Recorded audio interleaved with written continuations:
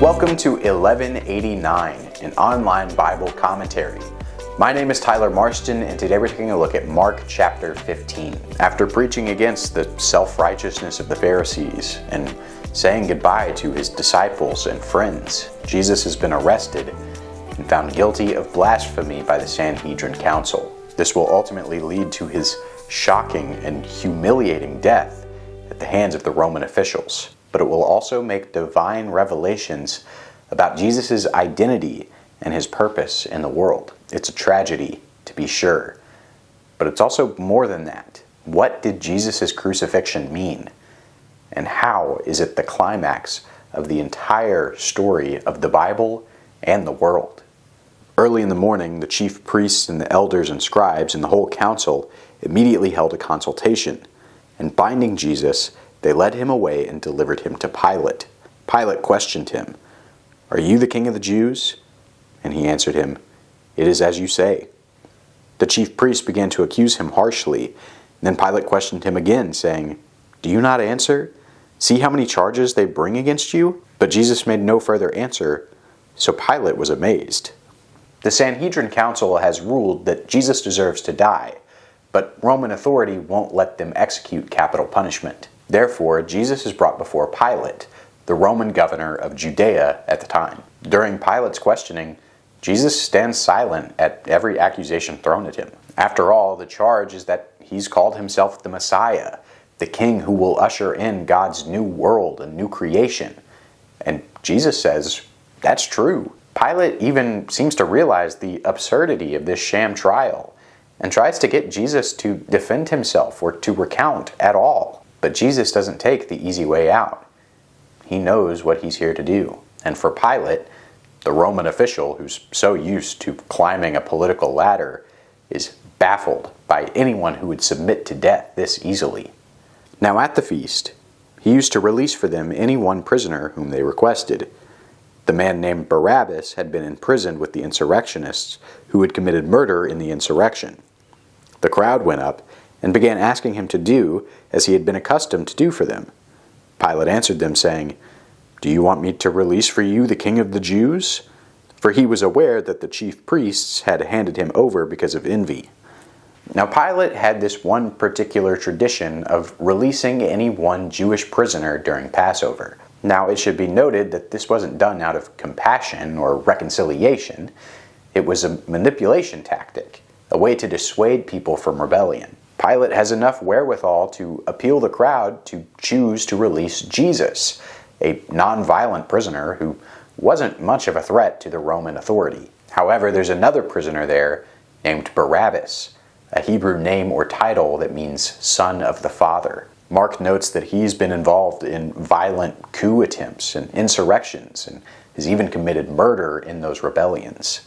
But the chief priests stirred up the crowd to ask him to release Barabbas for them instead. Answering again, Pilate said to them, "Then what shall I do with him who you call the king of the Jews?" They shouted back, "Crucify him."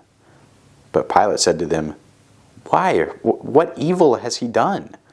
But they shouted all the more, "Crucify him." Wishing to satisfy the crowd, Pilate released Barabbas for them, and after having Jesus scourged, he handed him over to be crucified.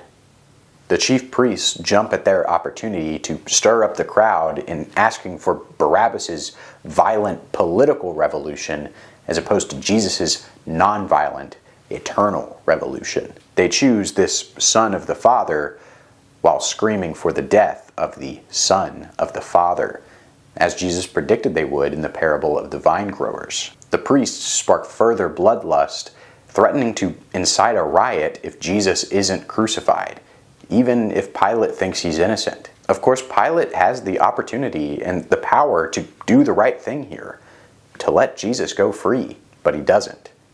He's content to let justice be perverted, and as Exodus 23 puts it, follow the masses in doing evil. The soldiers took him away into the palace, that is the praetorium, and they called together the whole Roman cohort. They dressed him up in purple, and after twisting a crown of thorns, they put it on him. And they began to acclaim him, "Hail, King of the Jews!" And they kept beating his head with a reed and spitting on him. kneeling and bowing before him. After they had mocked him, they took the purple robe off him and put his own garments on him, and they led him out to crucify him. They pressed into service a passerby coming from the country, Simon of Cyrene, the father of Alexander and Rufus, to bear his cross. Then they brought him to the place Golgotha, which is translated place of a skull. They tried to give him wine mixed with myrrh, but he did not take it. And they crucified him and divided up his garments among themselves, casting lots for them to decide what each man should take. It was the 3rd hour when they crucified him. The inscription of the charge against him read, "The King of the Jews." And they crucified 2 robbers with him, one on his right and one on his left. The Roman battalion ruthlessly beats and mocks Jesus. They clothe him in purple robes and give him a crown of thorns and beat his head with a scepter while bowing to and spitting on him. They're mocking his claim to be the King of the Jews by torturously inverting all of these symbols of power. They parade him through the city, parodying a Roman triumph or victory march, and they press Simon of Cyrene into service to carry his cross. They crucify him between 2 other criminals outside the city at the place of the skull. They label him as the proposed King of the Jews, an obvious oxymoron to anyone passing by. Some try to ease Jesus' suffering by offering him wine mixed with myrrh, a gum resin that reduces pain. But Jesus refuses.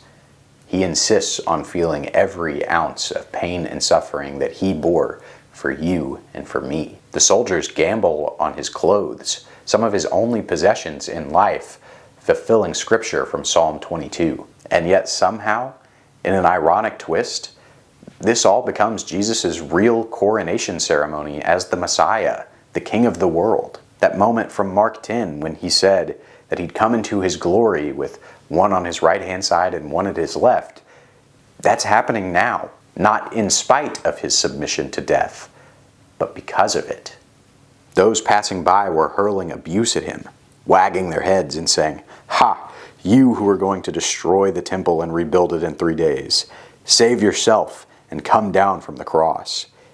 In the same way, the chief priests also, along with the scribes, were mocking him among themselves and saying, "He saved others, he cannot save himself. Let this Christ, the King of Israel, now come down from the cross so that we may see and believe." Those who were crucified with him were also insulting him. Crucifixion wasn't only torturously painful, it was also torturously humiliating. He's hung up outside the city for all people to see and slander. The passers-by mock him for his statements about the temple, and the priests are content to sit on their laurels and watch him die. Even the criminals he's being crucified alongside with are mocking him. Jesus slowly suffocates over 6 hours of torture and humiliation. When the 6th hour came, darkness fell over the whole land until the 9th hour.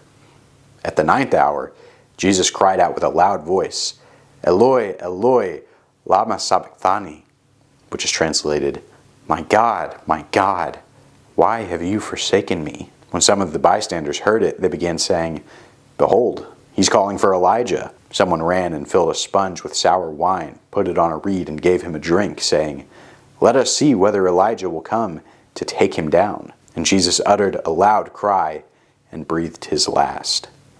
While all of this is happening, darkness falls on the land in the middle of the day. It's a new version of the plague of darkness from Exodus 10, the last plague before Passover. More than that, it's a visual symbol showing the Creator God who separates light from the darkness in Genesis 1. He's dying, and darkness is beginning to take over again. Jesus cries out in Aramaic the first lines of Psalm 22, asking why God has forsaken him. The people mistake this as Jesus calling for Elijah, since the name Elijah means Yahweh is my God, and he's repeating, my God. And then Jesus dies.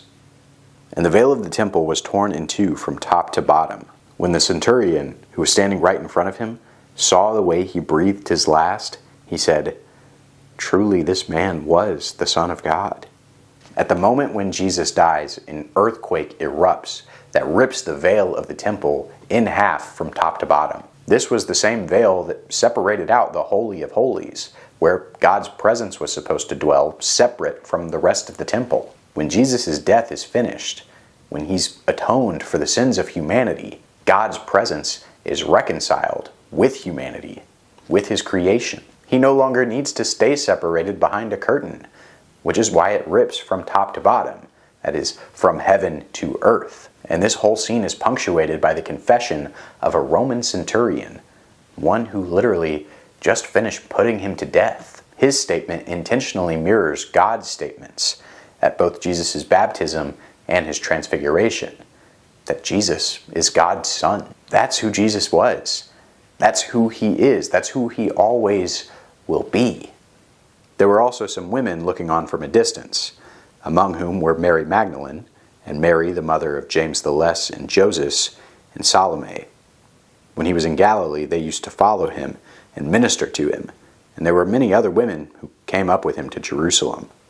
In contrast to the 12, the male disciples, who are all in hiding at this point, it's Jesus' female followers who are still here watching him from a distance. They've followed him all the way from Galilee, since the beginning of his ministry. They've served him and ministered to him, just like Peter's mother-in-law did in Mark chapter 1.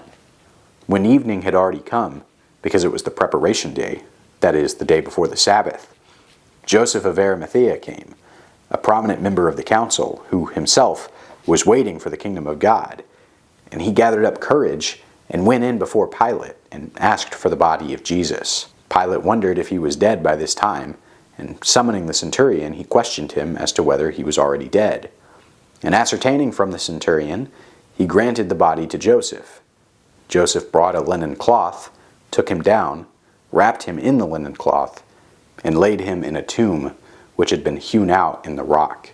And he rolled a stone against the entrance of the tomb. Mary Magdalene and Mary the mother of Joseph were looking on to see where he was laid. Surprisingly, it's a member of the Sanhedrin Council, a man named Joseph of Arimathea, who ends up with the body of Jesus. He shows that even rich Jews who were in positions of power were converted by his message and his ministry. Similar to how John's disciples asked Herod for his body in Mark 6, Joseph bravely asks for the body of Jesus to be taken down and given to him, so that it wouldn't be left up to be devoured by birds and rats. Joseph wraps Jesus in a burial shroud and lays him in a tomb while the women watch. And the reaction here is probably similar to many people's reaction to the death of John. Here's a guy who really got it. He did his best, and they killed him. What a shame. Well, what do we do now?